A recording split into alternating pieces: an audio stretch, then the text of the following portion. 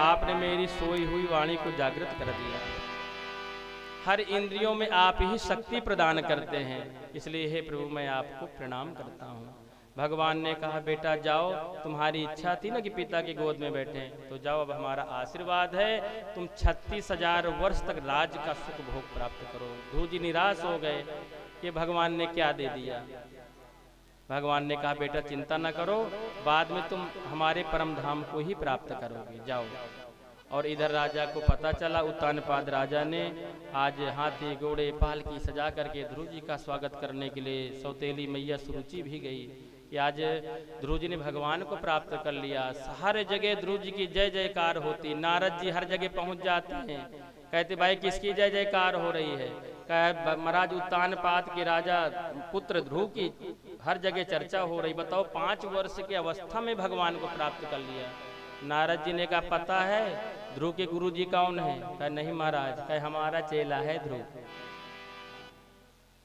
हर जगह नारद जी स्वयं जाते हैं। भाई जब पुत्र अच्छा नाम करता है और महाराज और तो भगवान को प्राप्त कर लिया है, तो गुरु और भी महाराज सुख की अनुभूति करते हैं। बहुत आनंद आता है जब शिष्य चल करके ऐसे ऐसे अच्छे कार्य करते हैं। तो आज नारद जी स्वयं सबसे बताते हैं कि ध्रुव तो हमारा शिष्य है। और आज ध्रुव जी राज सिंहासन पर उत्तानपाद राजा ने बैठाया और तिलक कर दिया। स्वयं जंगल में तपस्या करने के लिए चले गए। इधर महाराज जो इनके पुत्र हैं, इनके दूसरे पुत्र हैं उत्तम, कुबेर के यक्षों से झगड़ा हो गया, वो मारे गए। ध्रुव जी स्वयं गए, कितने हजारों यक्षों को मार दिया। मनु महाराज ने समझाया बेटा तुम तो भगवत प्राप्त कर लियो हो, भगवान की शरणागति प्राप्त कर लियो हो, और ये कार्य तुम्हें शोभा नहीं देता, चलो कुबेर भगवान से क्षमा याचना करो। ध्रुव जी ने कुबेर भगवान को प्रणाम किया और कहा ध्रुव जो मांगना चाहे हो तो मांग लो। कहा बस भगवान के चरणों में प्रेम बना रहे और इधर जो है भक्ति बनी रहे। इधर सौतेली माँ सुरुचि पुत्र के वियोग में जंगल में भटकती रही। आग लग गई, जंगल में जल करके भस्म हो गई। 36,000 वर्ष बाद भगवान के पार्षद ध्रुव जी को लेने आए।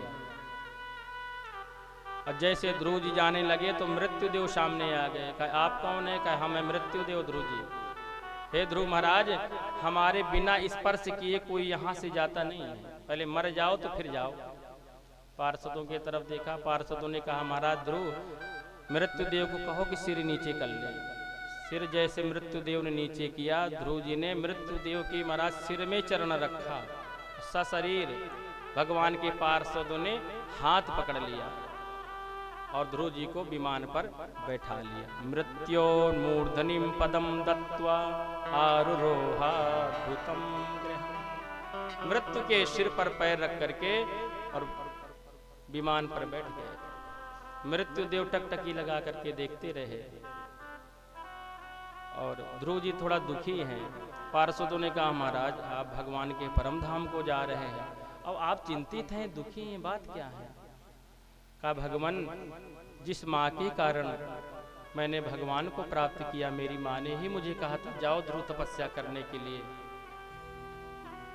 जब मैं रोते रोते अपनी माता सुनीति के पास पहुंचा और आज उसी माँ को अकेले छोड़ के जा रहा हूँ।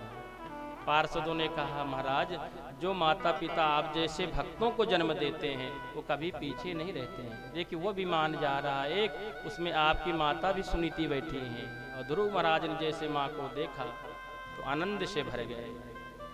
इसलिए महाराज रामचरितमानस की चौपाइयाँ श्लोक का काम करती हैं। कहते पुत्रवती युवती जग सोई, पुत्रवती युवती जग सोई, पुत्रवती युवती जग सोई, पुत्रवती युवती जग सोई।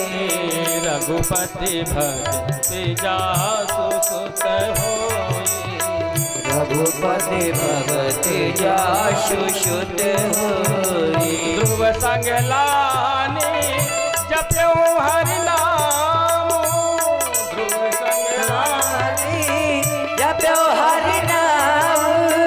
पायऊ अचल अनुपम ठाओ,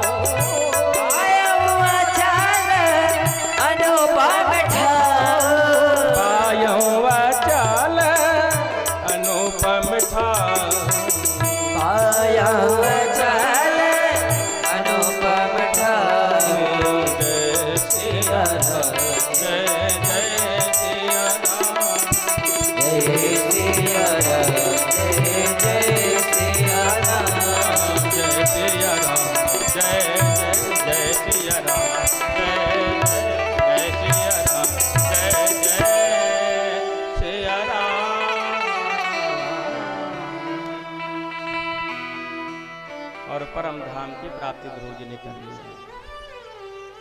इसलिए माता पृथ्वी कहती कुलम पवित्रम जननी कृतार्थ वसुंधरा पुण्यवती चतेना। सुक्ति में आया कुलम पवित्रम, जिस कुल में ऐसे विद्वान बालक संत लोग परम भक्त प्रकट होते ना, कुल पवित्र हो जाता है।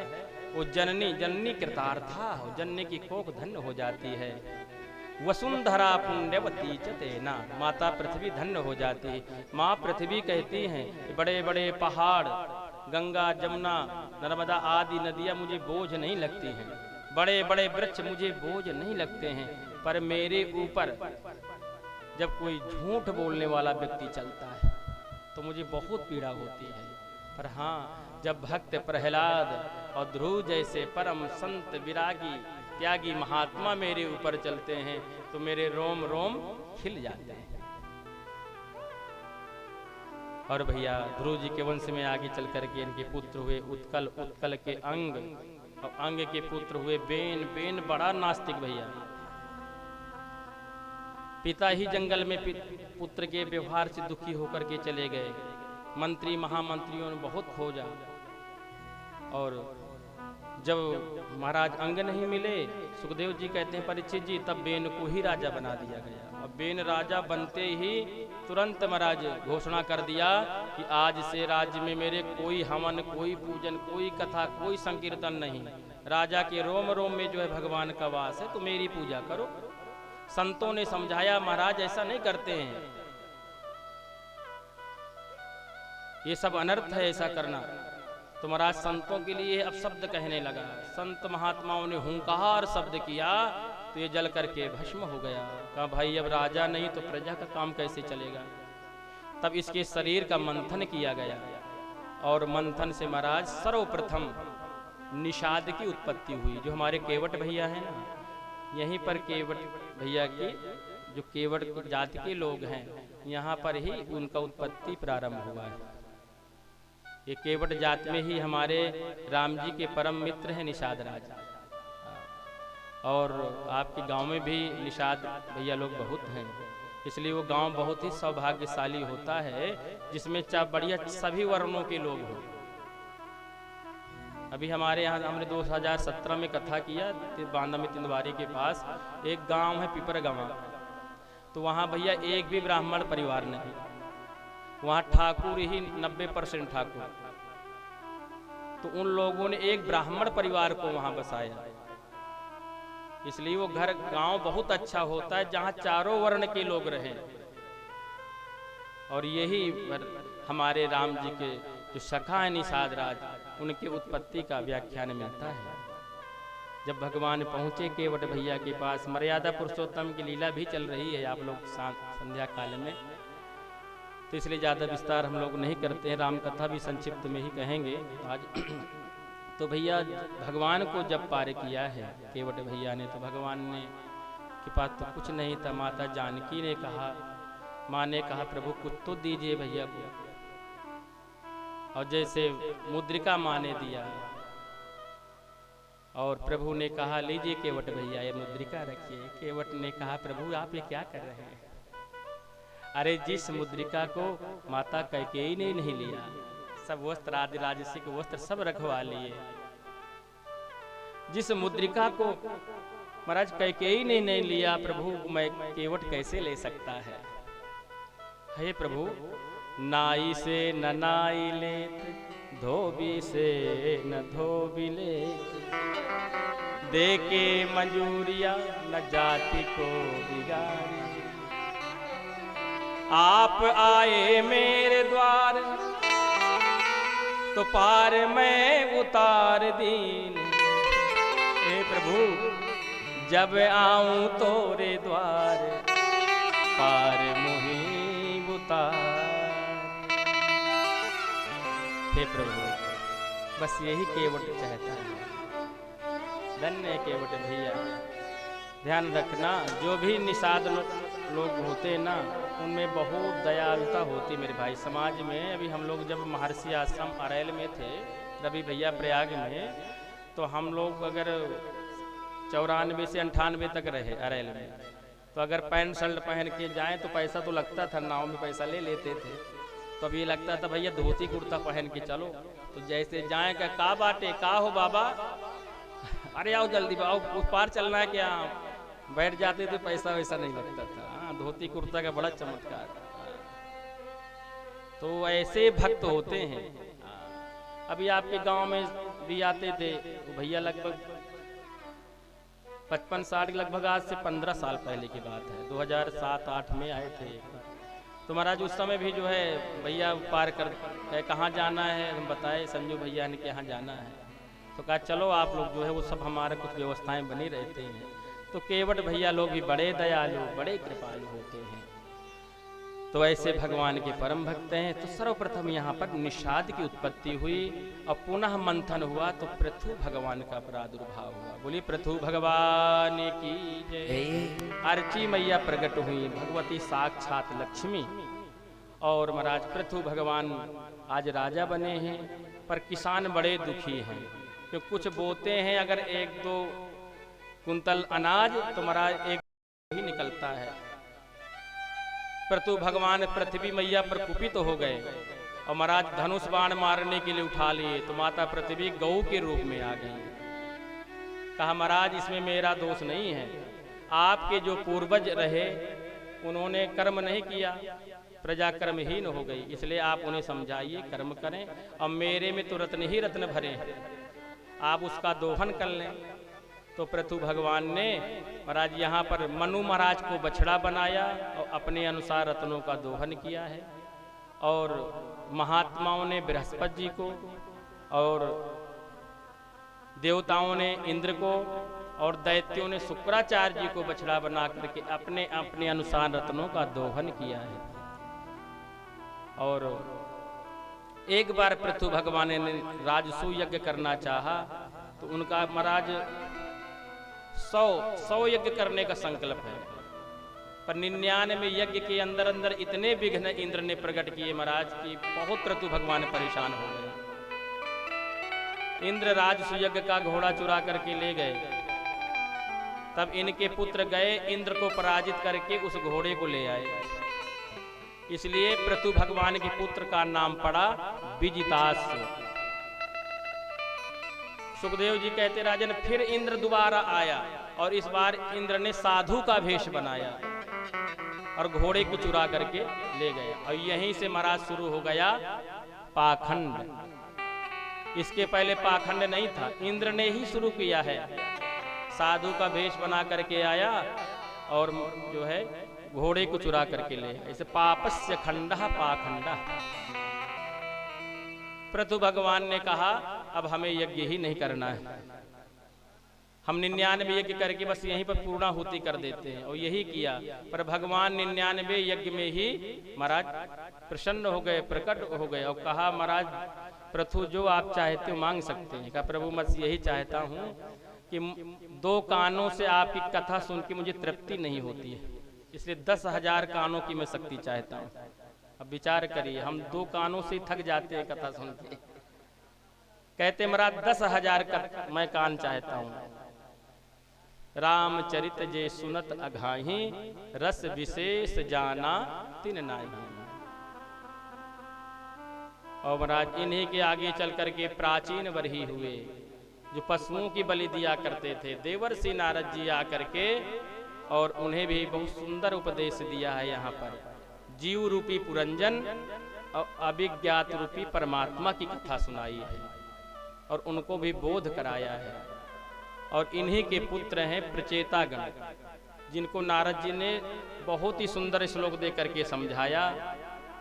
नारायण नारायण नारायण नारायण नारायण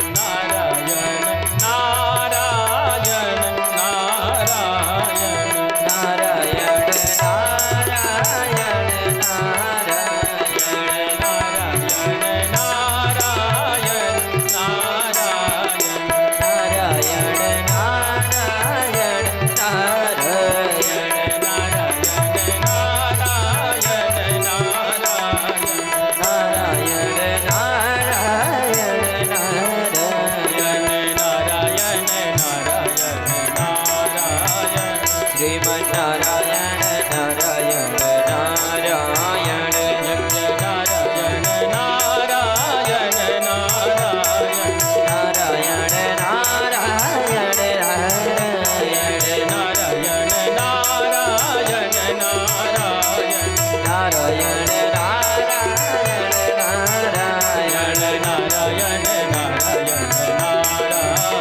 श्रीमन्नारायण नारायण नारायण नारायण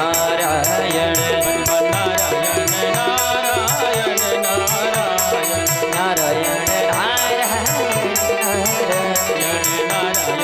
नारायण नारायण श्रीमन्नारायण नारायण नारायण नारायण नारायण नारायण श्रीमन्नारायण नारायण नारायण श्रीमन्नारायण नारायण नारायण नारायण नारायण नारायण नारायण नारायण नारायण नारायण नारायण। बोले श्री गढ़वीर बाबा की जय। तो यहाँ पर प्रचेता गणों को जो है बहुत सुंदर उपदेश दिया है। 3 सूत्र बताए हैं कि देखो भैया, दयया सर्वभूतेषु संतुष्ट्यायेन केनवा सर्वेन्द्रियोपशान्त्या च तुष्यन्त्या सुजनार्दनः। कहते 3 सूत्र, अगर भगवान को प्रसन्न करना है, भगवान को प्राप्त करना है, तो 3 सूत्र दया सर्वभूतेषु, हर प्राणी में दया का भाव हो। कोई कैसा भी शत्रु हो, मित्र हो, किसी भी धर्म का हो, अगर किसी प्रकार से वो परेशान है, दुखी है, तो उस पर दया करो। ये दया का भाव। संतुष्ट्या एन केनवा, और भगवान ने जो कुछ भी दिया है उसमें संतुष्ट रहो। कभी भी अपने से ऊपर के लोगों को न देखो, अपने से नीचे के लोगों को देखो। बड़े लोग बहुत हैं, उनके यहाँ 4-4 पहिया गाड़ियाँ 8-10 खड़ी हैं, 3-3 महाराज बुलेट खड़ी हैं, पर देखो तो कितने में धूल लगी हुई है। नीचे को देखो तो उसके पास साइकिल ही है, हाँ, अब बढ़िया साइकिल को भी धुल करके बढ़िया चमाचम रखता है उसको। कितने उसी में वो संतुष्ट है। कितने ऐसे लोग हैं जिनके महाराज ठंडी में ठिठुरते रहते हैं, गर्मी में तपते रहते हैं, बरसात में भीगते रहते हैं। कितने ऐसे लोग हैं जिनका शरीर ही स्वस्थ नहीं है। अगर तुम्हारा शरीर ही स्वस्थ है तो ये मान लेना भगवान की बहुत बड़ी कृपा है। जो है उसी में संतुष्ट रहो।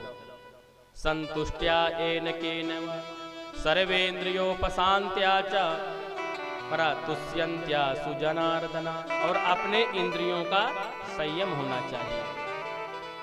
जो हम देखना चाहें आंखें वही देखें, जो हम सुनना चाहें कान वही सुने, जो हम सूंघना चाहें हमारी नासिका रंध्र घ्राण वही सुने। अपने इंद्रियों का संयम और उनको सुंदर उपदेश दिया है। इसलिए और इसके बाद जो है जो दूसरे पुत्र हैं, यहाँ 5म स्कंद शुरू होता है, जिनका नाम है प्रियव्रत। प्रियव्रत के पुत्र हैं आग्नेद्र, और आग्नेद्र के है नाभि, और नाभि के ही पुत्र हैं ऋषभदेव भगवान। बोली श्री ऋषभदेव भगवान की जय। 24 अवतारों में एक अवतार ऋषभदेव भगवान का है। ऋषभदेव भगवान अवतारी पुरुष हैं। इनके वैभव को देख करके महाराज यश कीर्ति को देख करके इंद्र को जलन होने लगी। अब इंद्र ने क्या किया, इनके राज में पानी बरसाना ही बंद कर दिए। तो ऋषभदेव भगवान अपने तपोबल से बरसात करवा लिया करते थे, अपने तपोबल से बारिश करवा लेते थे। तब इंद्र बहुत प्रभावित हुआ, और इंद्र की बिटिया है जयंती। जयंत की तो आप कथा जानते ही हैं, और बिटिया थी एक जयंती। तो जयंती का विवाह ऋषभदेव भगवान के साथ कर दिया, और इनसे 100 पुत्र हुए। ऋषभदेव भगवान ने अपने सभी 100 पुत्रों को बैठाया और समझाया। ऋषभुवाचा,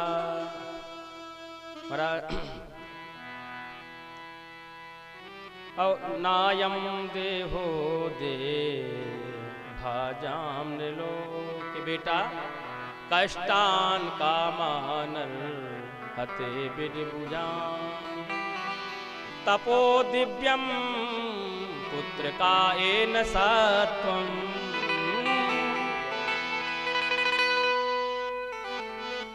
शुद्धे दस्मा ब्रह्म सौख्यम त्वनंतम। कहते बेटा ये जो शरीर मिला है तब के लिए ही मिला है। नायम देहो देह भाजाम न लोके तपो दिव्यम पुत्र का एन सत्वम। कहते हैं बेटा बड़े भाग्य से मानव तन मिला है, पर लोग कभी भी जो लोगों की इतनी संतानें होती पर कोई भी अपने पुत्र को या बिटिया को भगवान के भक्त नहीं बना पाते। ज्यादा सा बनते तो हैं पर ज्यादा सा आपको यही लगेगा।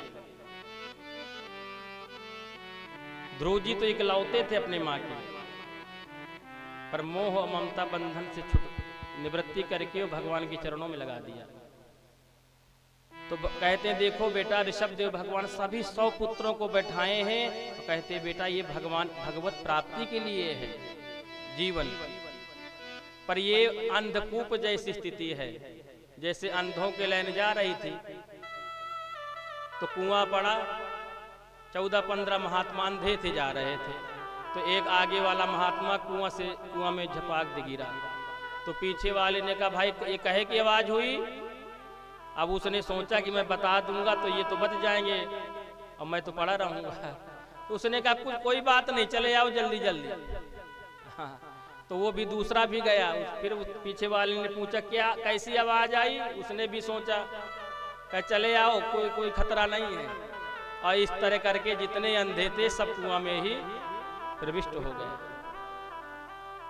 तो ऋषभ देव भगवान कहते बेटा ये अंधकूप है, आते हैं और जाते हैं, आ रहे हैं और जा रहे हैं सनई सनई।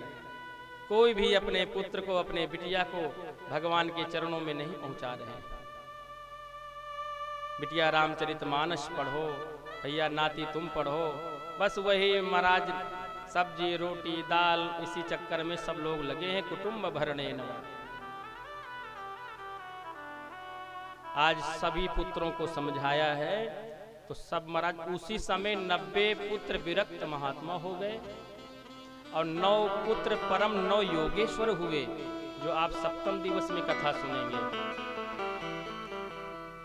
और जो सबसे बड़े पुत्र हैं जिनका नाम है भरत राजा बने, चक्रवर्ती सम्राट बने।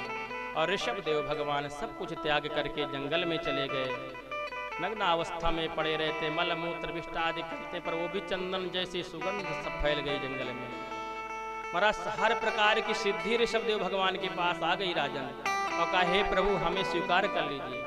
ऋषभ देव भगवान ने ठुकरा दिया। परीक्षित जी ने कहा गुरुदेव सिद्धियों के लिए तो लोग क्या क्या नहीं करते, और ऋषभ देव भगवान ने सिद्धियों को ठुकराया क्यों?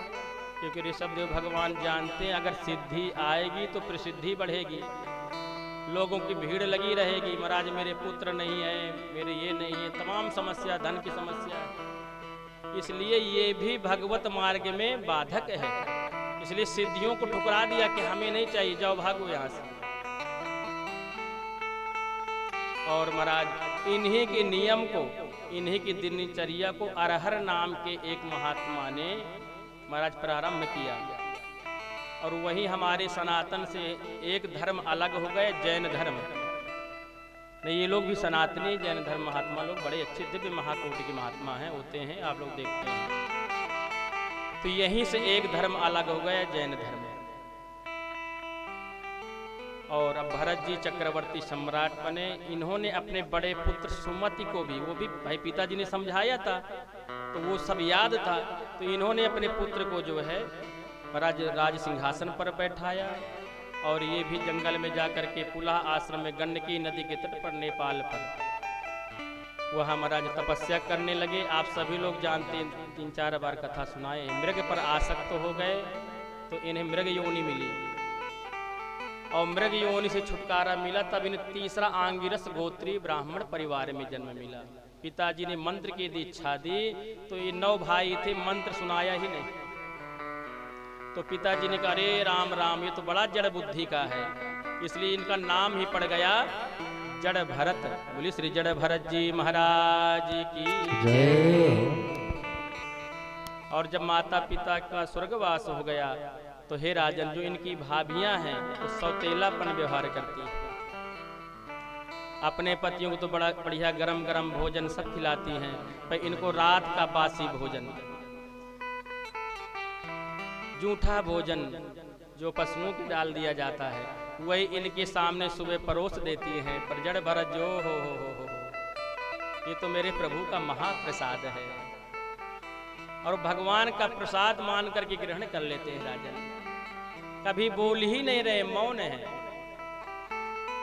सब उन्हें याद है कि पहले वह चक्रवर्ती सम्राट था, फिर मृग पर आसक्त हुआ, मृग योनि मिली, अब तीसरा महाराज ये मनुष्य जीवन, उसमें भी ब्राह्मण परिवार में जन्म मिला है, इसलिए सदैव भगवान का नाम जपते रहते हैं। और भाइयों ने इन्हें खेत की रखवाली में लगा दिया। ये तो हर जीव में, हर प्राणी में भगवान का दर्शन करते थे। चिड़िया पशु पक्षी आते खेत में तो राम की चिड़िया, राम का खेत, तो खाओ मेरी चिड़िया भर भर पेट। और एक चोरों की सरदार ने माता भद्रकाली से कहा, माँ मेरे कोई संतान नहीं है, अगर संतान हो जाएगी तो मैं आपको एक नर बलि दूंगा। उसके संतान हुई, एक बालक हुआ, तो कहा किसी को पकड़ लाओ, तो महाराज ही मिल गए। और जैसे जड़ भरत जी को माता भद्रकाली के सामने ले गए, बलि देने के लिए उद्यत हुए, उसी समय माता भद्रकाली मूर्ति से प्रकट हो गई, और जितने भी चोर थे सरदार के सहित सभी का मैया ने प्राणांत कर दिया। बोले भद्रकाली मैया की जय। जड़ भरत जी समझ गए कि माता रानी ने हमारे प्राण बचा लिए। और भैया आइए माता का थोड़ा भजन कर लें। बोलिए विंध्यवासिनी मैया की जय। अरे बैठी है मैया पहाड़िया पे, अरे बैठी है मैया पहाड़िया पे, आसन लगाए के मैया जी, मैया जी, मैया जी के दर्शन हम हूँ करेंगे, नारियल चढ़ाए के मैया जी के दर्शन हम हो करके नारियल चढ़ाए के। बैठी है मैया पहाड़िया पे, बैठी है मैया पहाड़िया पे, बैठी है मैया पहाड़िया पे, आसन लगाए के मैया जी, मैया जी, मैया जी के दर्शन हम हूँ करेंगे, नारियल चढ़ाए के मैया जी के दर्शन हम हो करके नारियल चढ़ाए के। शेरा वाली कबूर साचे दरबार की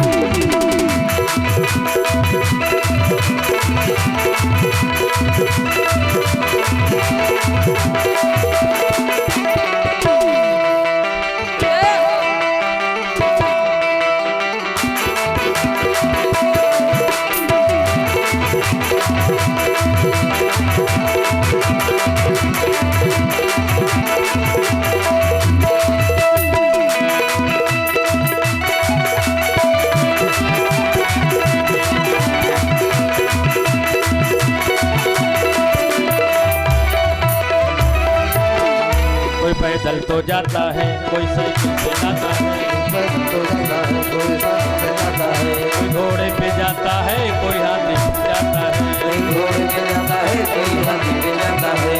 बैठी है मैया पहाड़िया पे, बैठी है मैया पहाड़िया पे, आसन लगाए के मैया जी, मैया जी के दर्शन हम हूँ करें, नारियल चढ़ाए के। मैया जी के दर्शन हम हो करके नारियल चढ़ाए के। मैया जी के दर्शन हम हो करके नारियल चढ़ाए के।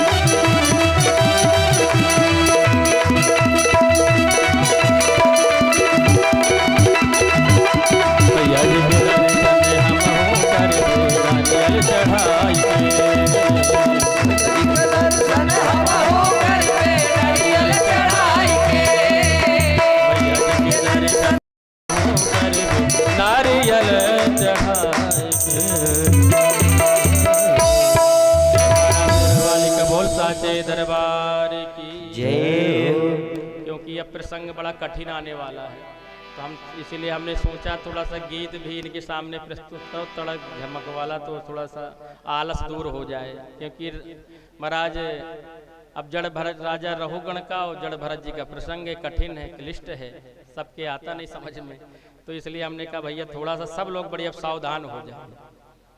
कहते राजन सुखदेव जी कहते हैं, परीक्षित जी, सिंधु सौवीर देश का राजा रहुगण कपिल देव भगवान के दर्शन करने जाता, सत्संग किया करता था, पालकी में जाया करता था। एक दिन एक कहार भैया बीमार पड़ गए, तो कहा जाओ सब प्रजा सेवक के समान होती, किसी को ले आओ। तो महाराज जी मिल गए बेचारे, जड़ भरत जी ही भगवान की भी परीक्षा मानी। कहे बाबा को ले चलो, मोटा तगड़ा है। और जैसे जड़ भरत जी को ले गए, पालकी में लगाया, तो ये तो महात्मा है, उच्च कोटि के महापुरुष हैं। बड़े बड़े संत महापुरुष होते तो 5 हाथ देख करके चलते, कोई जीव जंतु हमारे पैरों में न पड़ जाए। पालकी लेकर के चलने लगे, देखते हैं कि महाराज चींटियों की लाइन जा रहे थे, तो महाराज जी ने पैर उठाया, क्योंकि चींटियां दब जाती पैर में। जैसे जड़ भरत जी ने पैर उठाया, तो पालकी में बैठा राजा रहुगण पालकी एकदम से जंप मारी, तो ऊपरी भाग जो है बांस का जोर से रहुगण के लगा। क्रोध के मारे तिलमिला गए, ए ओ ढारो, तुम लोगों को पालकी चलाना नहीं आता, इसी तरह चला जाता है। उन तीनों ने कहा महाराज हमारी गलती नहीं है, जो नया नया व्यक्ति आए यही ढंग से नहीं चल रहा। फिर जड़ भरत जी लेके चलने लगे, फिर चींटों की लाइन जा रहे थे, जैसे फिर उठाया, फिर रहुगण के लगा, तो महाराज क्रोध के मारे तिलमिला गया। पर अब व्यंग भरे शब्द बोल रहा, ओ हो देखो तो ना भाई, मेरा इतना वजन भारी है ना, कि कितना दुबला पतला है, जबकि हृष्ट पुष्ट शरीर है। तो जान करके व्यंग सब भरे शब्द बोल रहा है, देखो ना, तो इसे जो मेरा भार लेके चल नहीं पा रहा है। और फिर बोला देखो भाई ढंग से चलो, नहीं हम सजा भी अच्छी देते हैं, यमराज पापियों को नहीं देता होगा, हम वो सजा देंगे, इसलिए ढंग से चलो। अब जड़ भरत जी ने विचार किया, राजन पालकी तो कंधे में लिए थे, अगर आज भी मैं नहीं बोला तो जो भगवान होते हैं ना, वो अपना अपमान सह लेते हैं। भगवान को कुछ कहो तो भगवान सह लेंगे, पर जब माता पिता और आप संत गुरुजन का जब अपमान करेंगे तो भगवान सहन नहीं करते। समझ गए जड़ भरत जी, इस महाराज इसका अधोपतन होगा, अधोगति इसकी होगी, और आगे आने वाले समय में लोग कहेंगे जिसकी पालकी जड़ भरत जैसे संत ने अपने कंधे में रखा, उसको भी नरकों में जाना पड़ा। इसलिए आज जड़ भरत जी अभी तक बोले नहीं, अब बोलना प्रारंभ किए। कहते सुनो राजन, कहते राजन तुमने क्या कहा, ब्राह्मणवाच थौल्यम कार्श्यम व्याधय आधयश्च क्षुत्रभयं कलिरिच्छा जरा च निद्रारतिर्मन्युरहं शुचो निद्रारतिर्मन्युरहं मदः शुचो देहे न जातस्य हि मे न सन्ति स्थौल्यम कार्श्यम व्याधय आधयश्च। राजन मोटा होना पतला होना तो शरीर का धर्म है, और तुमने कहा भाई एक मिट्टी के ऊपर टुकड़ा एक और रख दो, दूसरा और रख दो। तुमने कहा ना कि तुम्हें बहुत पीड़ा हो रही होगी, तो राजन भार किसको होगा। दूसरी बात तुमने कहा वो सजा दूंगा कि यमराज पापियों को नहीं देता होगा। राजन तुम मुझे क्या सजा दोगे, अरे गेहूं को पीसा जाता तो आटा बन जाता है, आटा को ज्यादा पीसोगे तो मैदा बन जाएगा, मैदा को पीस के क्या बनाओगे। जड़ भरत जी कहते हैं हम हर परिस्थिति से गुजर चुके हैं राजन। अब जड़ भरत जी जैसे ये वाक्य बोलने लगे, राजा रहुगण ने देखा पालकी के नीचे, तुरंत पालकी से कूद पड़ा राजा रहुगण, और तुरंत महाराज मोटा मोटा जनेऊ देखा है जड़ भरत जी के कंधे में। जान गए राम राम ये कोई महापुरुष हैं। कहते हैं महाराज आप कौन हैं, कस्त्वं निगूढ़ चरसी दुजाना बिभर्षि सूत्रम कतमो वधूता कस्यासि कोत्र इहापि कस्मा क्षेम मायनश्चे कसिनोत शुक्लः कस्त्वं निगूढ़चरसि दुजानाम। आप कौन है, अपना परिचय दीजिए मुझे। कहीं व्यास सुखदेव जी हो, कहीं आप जो है पाराशर जी हो, कहीं मेरे गुरुदेव, स्वयं आप जो कपिल देव भगवान तो नहीं है।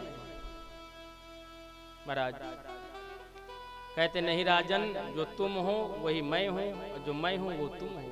कहते हैं महाराज मुझे ऐसा जान पड़ रहा है कि आप कोई ब्राह्मण देवता हैं, क्योंकि ब्राह्मण का जनेऊ जो होता है कंधे तक होता है, क्षत्रियों का कंधे महाराज कमर तक होता है, कमर से नीचे क्षत्रियों का होता है। तो कमर तक जो जनेऊ ब्राह्मण का, पहले तो लोग जनेऊ बनाया करते थे, अब तो जो से मिल जाते हैं लोग वही खरीद के पहन लेते हैं, नहीं इसका नियम है। और रहुगण ने कहा महाराज मुझे ब्राह्मणों से बहुत डर लगता है, क्योंकि ना हम विसंके सुरराज वज्रा न त्रक्षशूला न यमस्य दंडात। कहते हैं ना हम विसंके सुरराज वज्रा, मैं वज्र से, इंद्र के वज्र से नहीं डरता महाराज। फिर न त्रक्षशूला, मुझे शंकर जी के त्रिशूल से भी भय नहीं लगता, न यमस्य दंडात, मैं यमराज के दंड से भी नहीं डरता। तो कहा फिर क्यों डर रहे हो, बस ब्राह्मण से डर लगता है कि अगर मेरे द्वारा किसी ब्राह्मण का अपमान हो गया तो महाराज उनका सारा कुल ही नष्ट हो जाता है। तो आज जड़ भरत जी ने कहा देखो राजन हम क्रोधी ब्राह्मण नहीं है, तुम बिल्कुल डरो नहीं, बिल्कुल भय न करो, तुम क्या कहना चाहे। तो कहा महाराज अभी आपने कहा कि मुझे किसी भी प्रकार का कोई बोझ आभास नहीं होता कि मैंने इतना लेके चल रहा हूँ, मिट्टी के ऊपर दूसरा तीसरा टुकड़ा रख दो।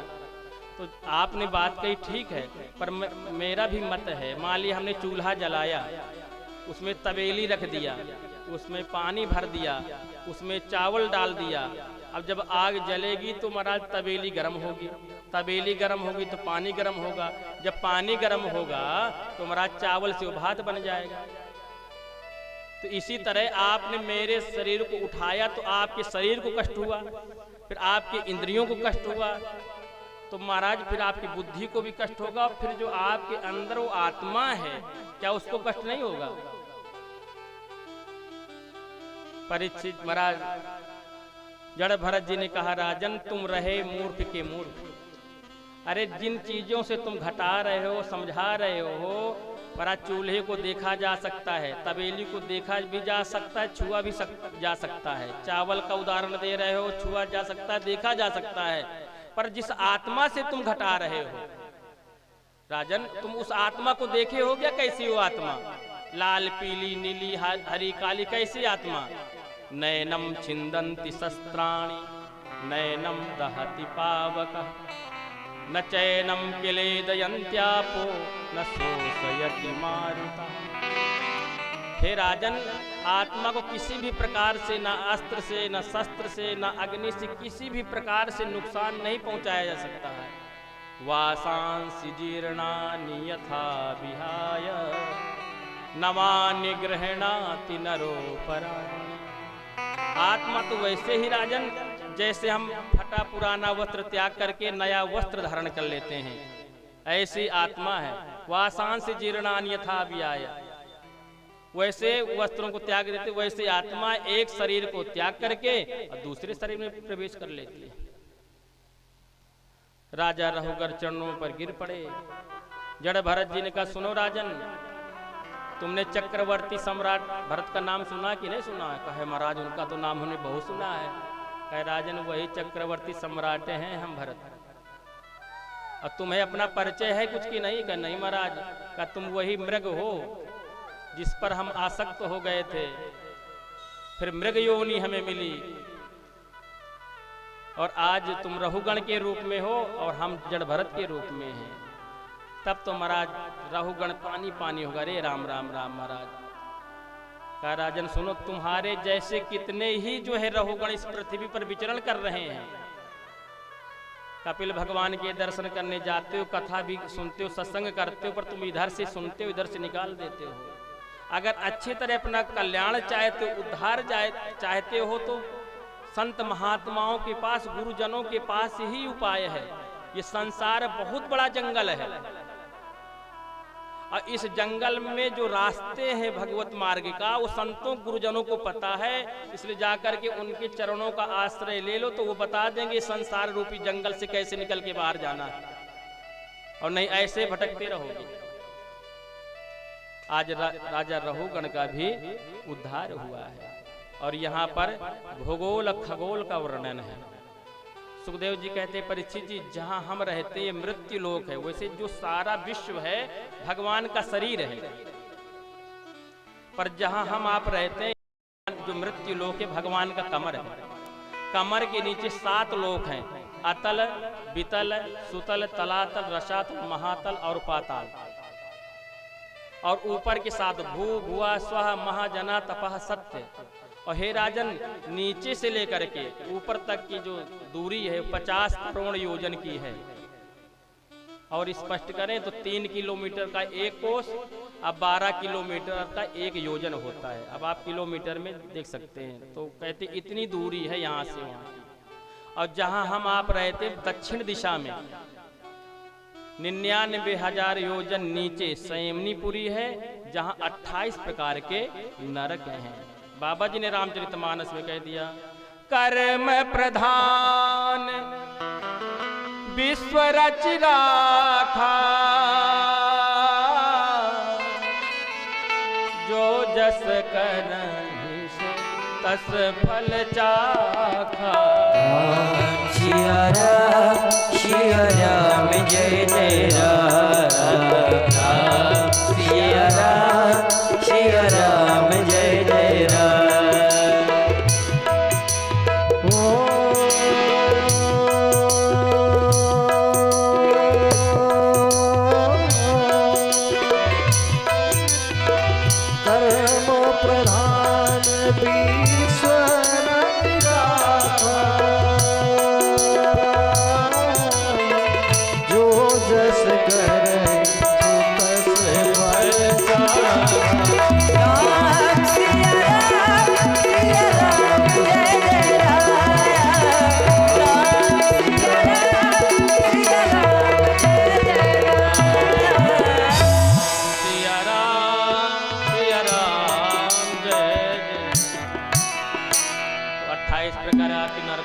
नरकों का वर्णन आप सुन लीजिए। एक अंधता मिश्र नाम का नरक है भैया, जो दूसरे की संपत्ति, दूसरे का धन हरण करते हैं, छोटे छोटे बच्चों को चोरी करते हैं। ऐसा जो लोग करते हैं वो कदापि कभी न करें।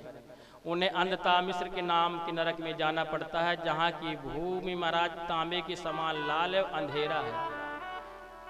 और एक तामिश्र नाम का नरक है, जहाँ उजेला रहता है, भूमि तांबे के समान महाराज लाल बनी रहती है। जो लोग झूठी गवाही देते हैं, निंदा करते हैं, चुगली करते हैं, ऐसे लोगों को वहाँ डाल दिया जाता है, क्योंकि मरने के बाद यातना शरीर मिलता है।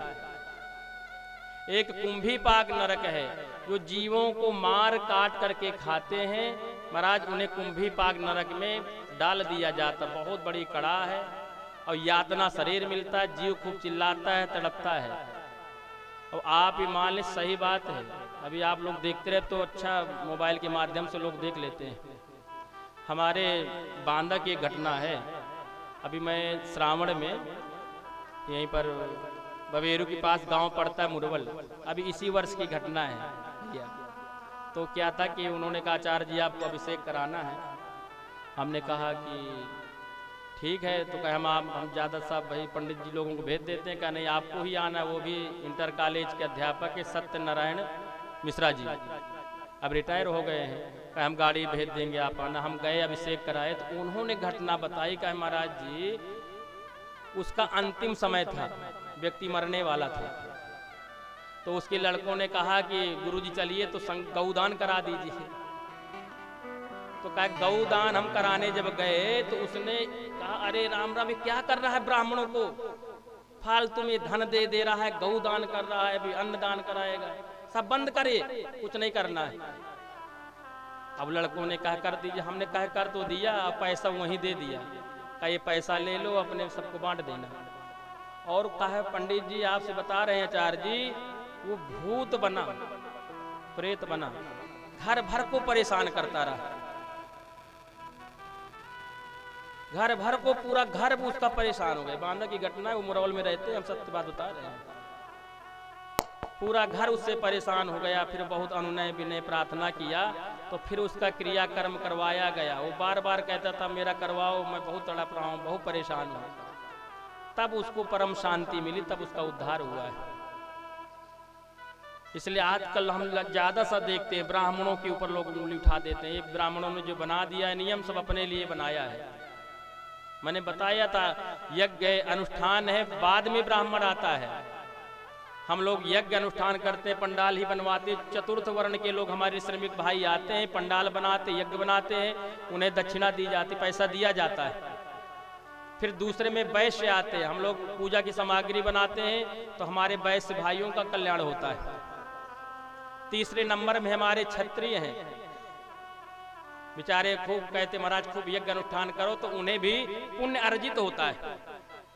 फिर चौथे नंबर में पंडित जी आते, महाराज कथा में इतना चला गया, माइक में इतना चला गया, और इतने व्यवस्था में चला गया, इतना हवन संविधा में चला गया, महाराज इतने से संतुष्ट हो जाओ, महाराज फिर व्यवस्था कर देंगे। पर धन्य ब्राह्मण जिसके लिए लोग उंगली उठाते हैं, पर वही ब्राह्मण फिर आशीर्वाद देता। कोई बात नहीं जजमान जी, श्री वर्चस्व मायुष्य मारोग्य विदाछो मानम महीयते धनम धान्यम पशु बहुभक्ति बहुविद्या बहुपुत्र लाभम सतसंवत्सरम दीर्घमायु, आशीर्वाद दे के जाता है। इसलिए कभी भी व्रत में ब्राह्मणों के प्रति ऐसा भाव, अनादर का भाव न रखें। और भैया आज जो है ऐसे जीवों को फिर जब मर के जाते तो यातना शरीर मिलता है। एक होता वज्रतुंड नाम का नरक है, कहते जो आए हुए अतीत को हे दृष्टि से देखता है। जैसे क्या हुआ कि एक बार जो है एक वयोवृद्ध थे और उनका मित्र आया रात में 12 बजे, तो ससुर साहब ने बहू को आवाज लगाई, ओ बहू रात का 12 बजे, अरे देखो भाई हमारे मित्र आए हैं बचपन के, आज पहली बार आए हैं, जल्दी से पूड़ी छनछना के बना दो। अब उसको 12 बजे उठना पड़े तो भाई देखो, बताओ ये समय होता है कोई? तो कहीं बर्तन फेंक रही है, हाँ कहीं पायल बाजार, कहीं जो कुछ तोड़ रही है कि नहीं, आभास हो जाए कि खूब परेशान हो, मेरी बस की बात नहीं। हाँ ऐसे ऐसे देखने को दृश्य मिलते हैं। बनाएगी मगर बताओ कोई समय है? और भगवान न करे दूसरे दिन कहीं 2 बजे भैया आ जाए, रात में 2 बजे, अरे मेरा भैया भैया बहुत दिनों के बाद आए, चलो कुछ बना दो। अरे नहीं मैं तो ऐसे निकल रहा था। अरे नहीं नहीं भैया ऐसे भी होता है, बिना कुछ खाए जाओ घर, चलो जल्दी से अभी कुछ बना दो, चाय पी लो फिर जाना भैया। इसलिए माताओं बहनों को विशेष करके ध्यान देखना चाहिए। जो बिना तिथि के ऐसे ही कोई आ जाए भगवत रूप में दर्शन करो। अब तो महाराज रोटी भी गिन के बनती है, आप कितने खाओगे? कहे 4, हाँ वो कितने खाएंगे? कहे 2, तो बस 8 बना लो। न तो गऊ का गिरास दिया जा रहा है, न कुत्ते को दिया जा रहा है। गऊ वाला श्रीमान जी खा रहे, कुत्ते वाला अपना बाद में खा लेती, तो वही स्वभाव पड़ता है। बोले वृंदावन बिहारी लाल की जय। तो कहते राजन वज्र जो ऐसा व्यवहार लोग करते हैं उन्हें वज्र तुंड नाम की नरक में जाना पड़ता है, यातना शरीर मिलती है, और उनके आंखों को चील कौवे नोच नोच करके खाते हैं। परीक्षित जी डरने लगे। राजन इसमें डरने की बात थोड़ी ही है, ये धोबी घाट है भैया, जो यमपुरी धोबी घाट है। मान लीजिए कोई कपड़े में दाग लग जाए तो घर में छुटा लो, भाई कोई पाप हो जाए तो प्रायश्चित कर लो कि हमसे पाप हो गया है, अब गढ़बीर बाबा में जाकर के हम कथा सुन लेंगे 7 दिन बैठ करके, तो पाप का प्रायश्चित हो जाएगा। और आप गलती पर गलती, पाप पर पाप करते जा रहे हैं, तो महाराज फिर धोबी माल दाग लग गया तो घर में छुटा लो, चाय पिया तुरंत जल्दी से पानी मार दो, छूट जाएगा। नहीं फिर आला लगाओ, रिन लगाओ, कैसे लोग छूटता नहीं दाग। फिर ये कहा जाता धोबी भैया के पास भेज दो, और धोबी भैया फिर अच्छी तरह सफाई करते हैं, बढ़िया प्रेस करके अच्छी तरह से बना करके फिर भेजते हैं। तो परीक्षित जी ने कहा गुरुदेव ऐसी कोई व्यवस्था बना दीजिए कि धोबी घाट न